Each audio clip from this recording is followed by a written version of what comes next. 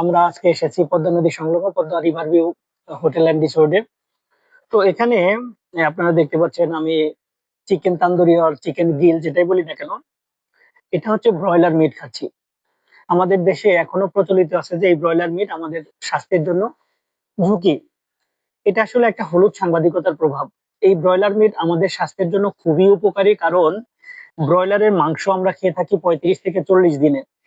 এই 35 থেকে 40 দিনের মধ্যে এই ব্রয়লারের বডিতে আপনারা যেটা লেড, মেলামিন, বডিতে কিচ্ছু থাকে না। ব্রয়লারের মাংস খুবই সেফ। বিশ্বের প্রত্যেকটা দেশে ব্রয়লার খুব জনপ্রিয় খাবার, কিন্তু আমতার কারণে ব্রয়লার মাংস তেমন ঠিকভাবে ইনটেক করা হচ্ছে না।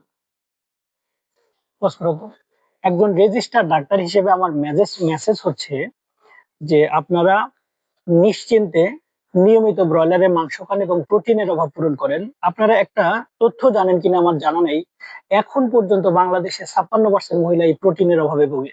সুতরাং নিশ্চিন্তে আপনারা ব্রয়লারের মাংস খাবেন। ধন্যবাদ সকলকে।